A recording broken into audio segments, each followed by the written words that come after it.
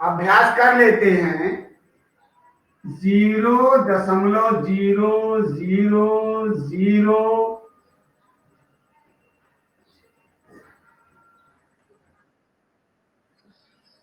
नहीं दिख रहा, दिखेगा।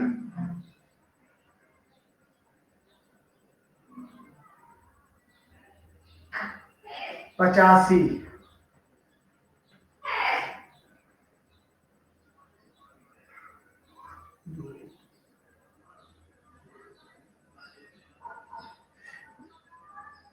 बोर्ड अभी तुम लोगों को दिख जाएगा।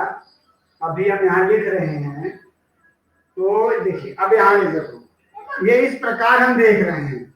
अब यहाँ इसको हम लिखते हैं 85 और बटे में। यहाँ अंक गिन लेते हैं और हम अंक यहाँ तक गिनेंगे। कितने अंक हो जाते हैं? 1 2 3 4 5 6 7 8 9 10 11 12 13। तो जितने अंक होंगे हम 10 पर उतनी घात लगा देंगे, 10 घात 13। क्योंकि हमारा ये जो 85 है,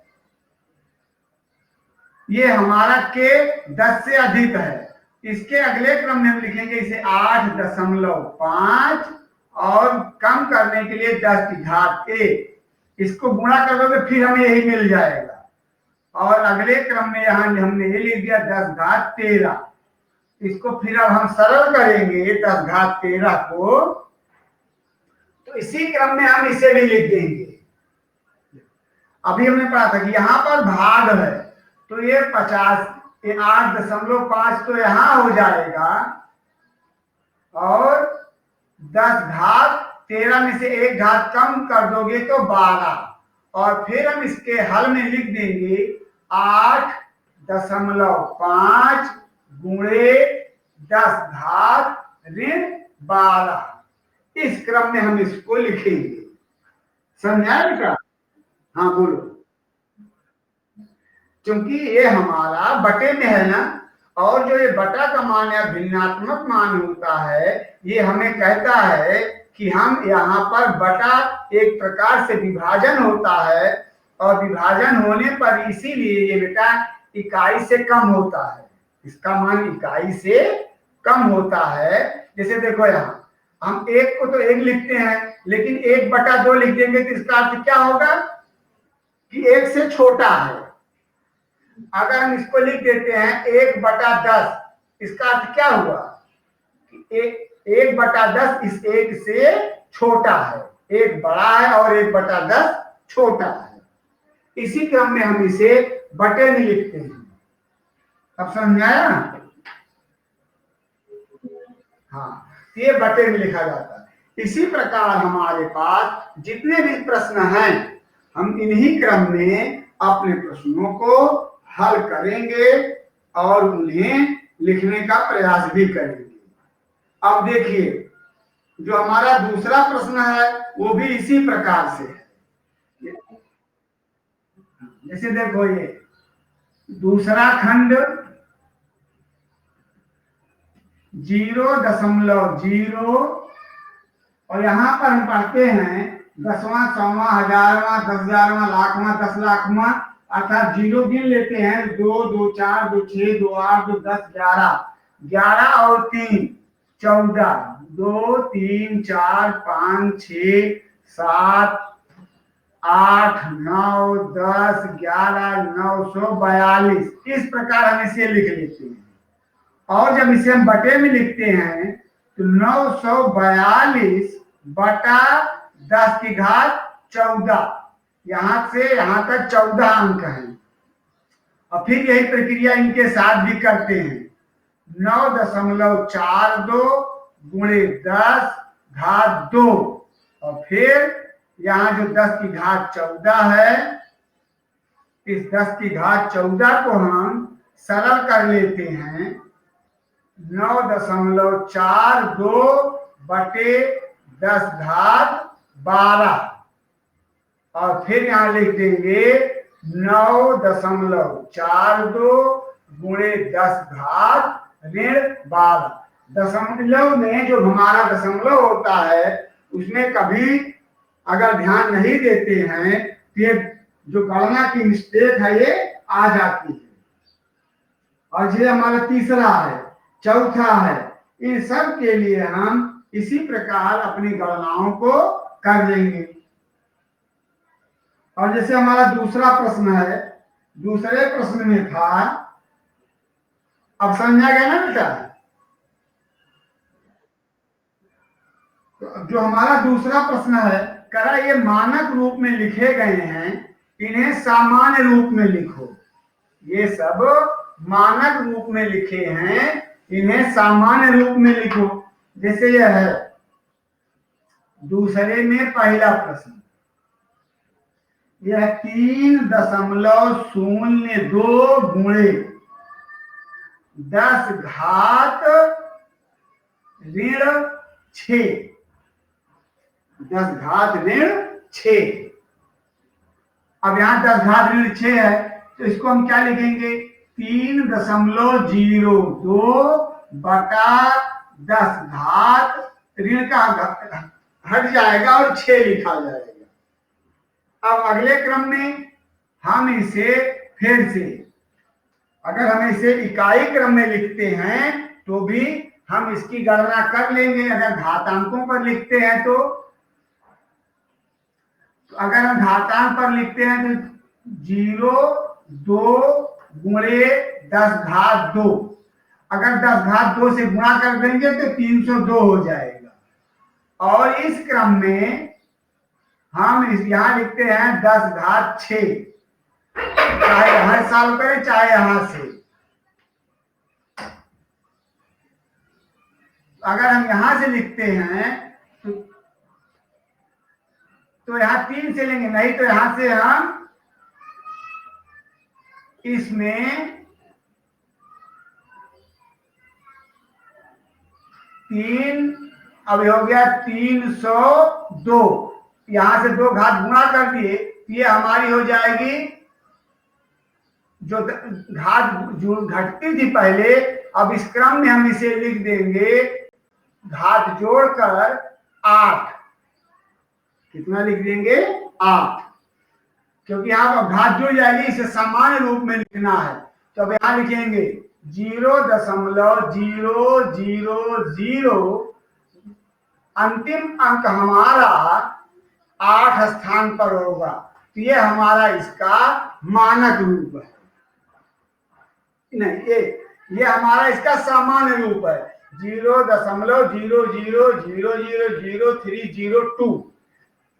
क्योंकि यहां पर जब इसको हम करते हैं तो ये सामान्य रूप से जब एक गाय खत्म करते हैं घातांक को, तो ये यहां आकर के ये 2 की घातांक यहां जुड़ जाती है, क्योंकि इसका मान इकाई से छोटा होता है। और जब यहां पर अभी हमने पहले पढ़ा था कि फिर यहां पर जब सामान्य घातांक क्रम में लिखते हैं, चूंकि ये ऋणात्मक है, या इसको अगर हम यहाँ ऋणात्मक के क्रम में लिखते हैं इसी क्रम में, तो अब हम इसे अपने प्रश्नों के क्रम में यहां पर लिखकर इसे सरल कर लेते हैं। और इसी प्रकार जो हमारे प्रश्न हैं, ये दशमलव, वैसे तुम्हारा जो दूसरा प्रश्न है वो तो साधारण प्रश्न ही है, वहां पर कुछ भी समस्या नहीं है। क्योंकि देखो ये दूसरा है 4.5 गुणे 10 घात कितना है? 4। इसका हम विस्तार करके लिख देंगे। 4.5 के आगे हम 4 बार शून्य लिख देंगे, यहाँ 4 शून्य। दशमलव यहाँ 1 अंक पर है, 1 अंक पर हम यहाँ दशमलव लगा देंगे, और इस प्रकार हमारे इस प्रश्न का उत्तर हमें मिल जाएगा 45,000। लेकिन यही प्रक्रिया जब हम दशमलव के साथ करते हैं, जब हमारा ये घातांक ऋणात्मक होता है, भाग देने में घातें घटती तो हैं। जैसे अब यहाँ घातें घटाओगे, ये घटाने के लिए 2 को लेकर आओगे, ये यहाँ आने के लिए ऋण 2 घट जाएगा, क्योंकि ये दशमलव में है, ऋण ऋण जाकर के जुड़ जाएगा और फिर ये तुम्हारा घात 8 हो जाएगा।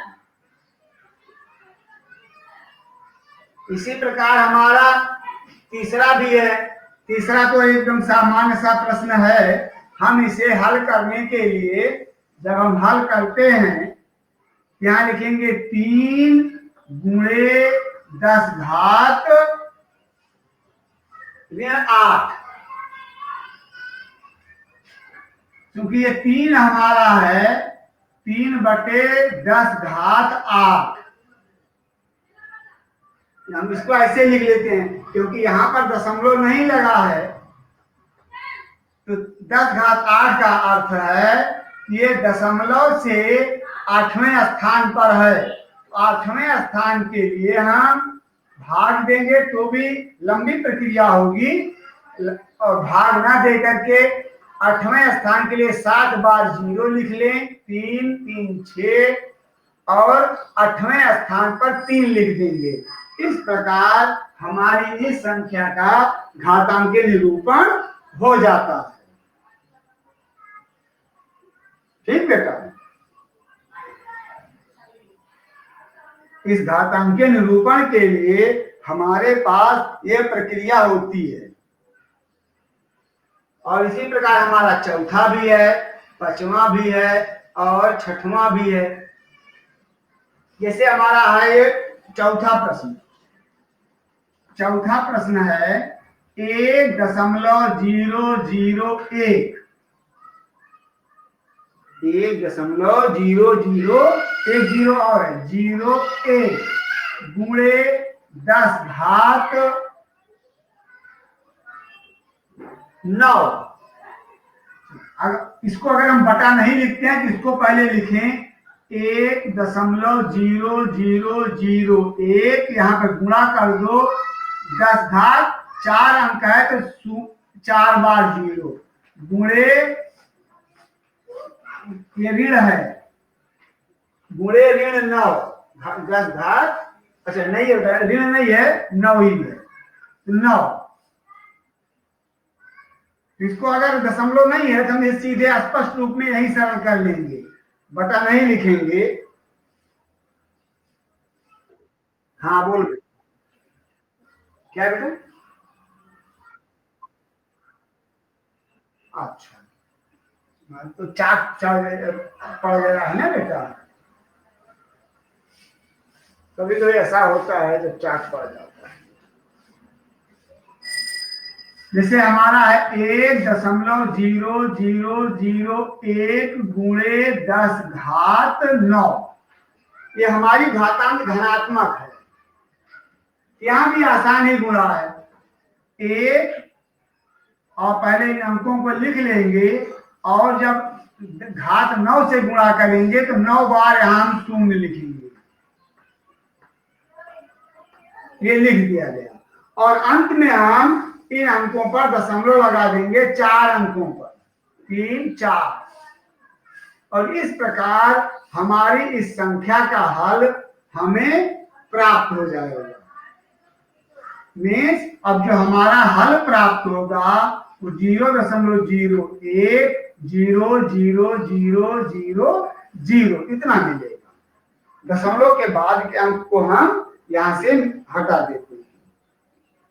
अब समझ में आया बेटा?